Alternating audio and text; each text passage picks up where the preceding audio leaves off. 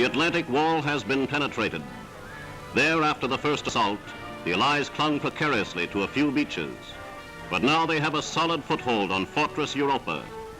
Men and material have poured onto the newly won beachheads with every favorable tide, and on some unfavorable ones.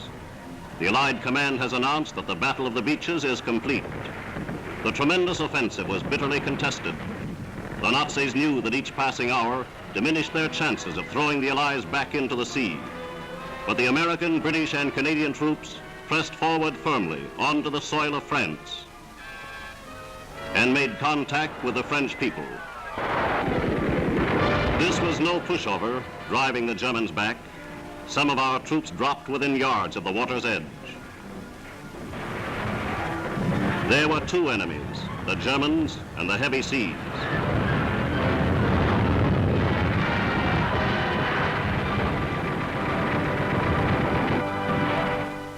German prisoners were taken almost at once.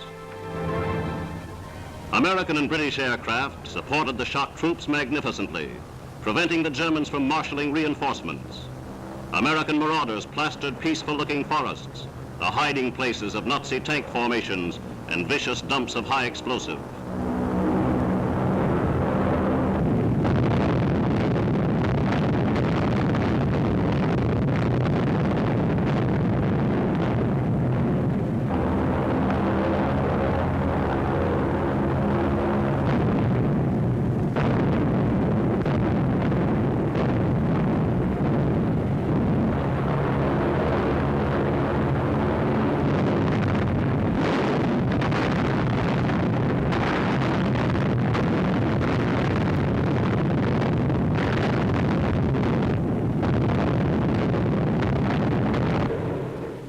With beaches free of enemy fire, the Allies streamed heavy equipment ashore. Lumbering bulldozers set about clearing the way for vital air landing strips. The blast of Allied shells left shattered German defenses and many dead German defenders. Survivors were given prompt attention by medical corps men. Some were grateful, many bewildered by the smashing Allied blow.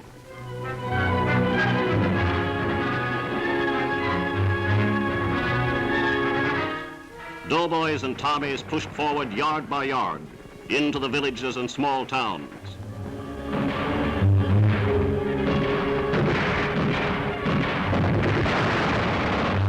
And more prisoners fell into their hands. Some were still arrogant, reluctant to raise their hands in defeat. Landing craft carried the captives back to England. This then is Hitler's invasion of Britain. They come now, defeated men, to the confinement behind barbed wire.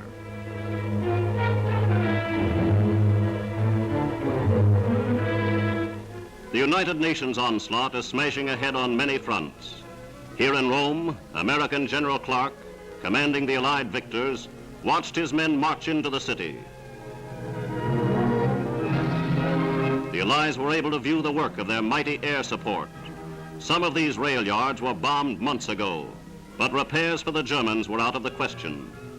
And this is the same devastation now being wrought to Nazi transport throughout the whole of Europe.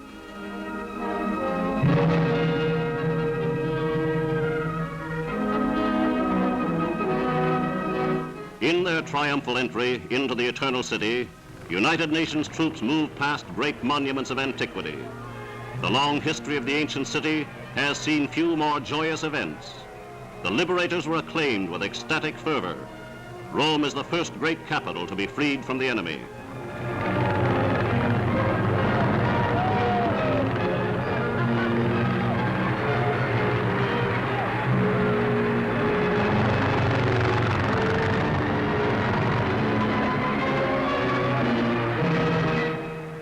The flags of the United Nations were unfurled at once, heralding the end of 4 years' Nazi tyranny for the people of Rome.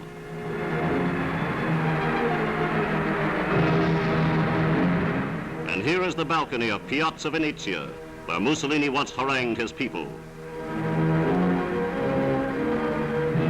But suddenly there is excitement in the square. A bomb has been thrown into the former German headquarters. The Italian people discover that Quislings were hiding inside.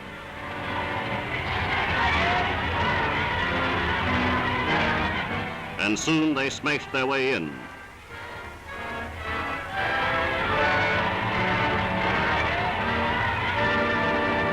The traitors who collaborated with Germany find little forgiveness in the hearts of the people. As General Clark rode through the capital, American flags found their way into the hands of liberated Italians.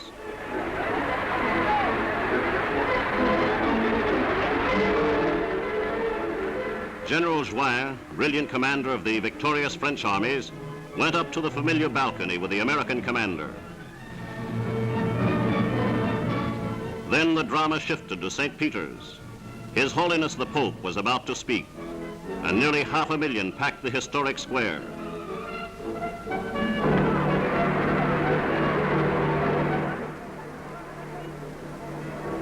Pope Pius had this to say: "Thanks be to God, Rome has been spared the horrors of war.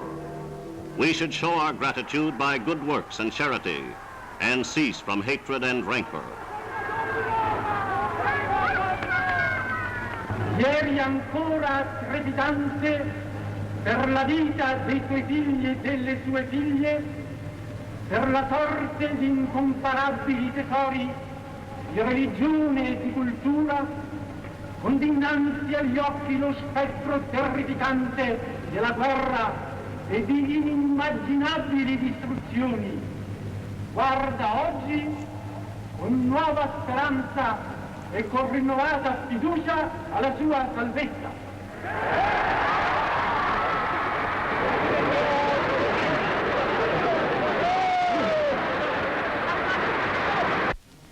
Back in the English Channel, great convoys of troops and reinforcements continued to move toward the beaches of Normandy.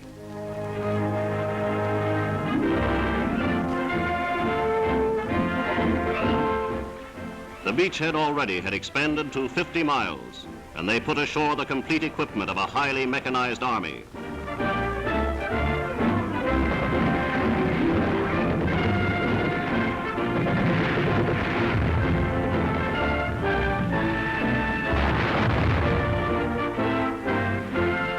Pinpoint shooting put numbers of Nazi tanks out of action, and in the skies, bombers and fighters maintained cover for the ground forces below.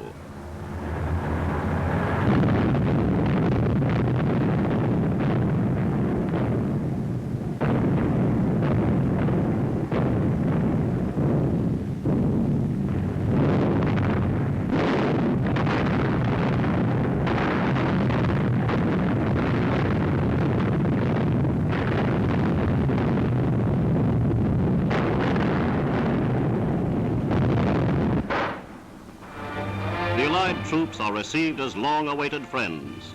Peasants show them the way, warn them where to expect mines, and give all possible help.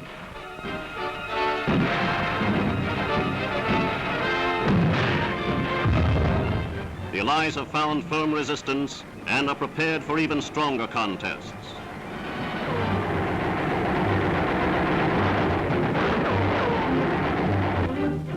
Less than a week after the initial landings, we had taken 10,000 prisoners.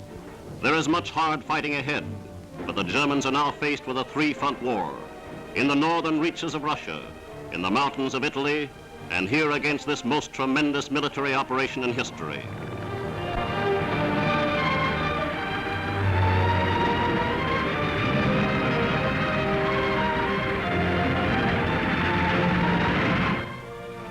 Among those witnessing the beachhead operation was the Supreme Allied Commander, General Eisenhower.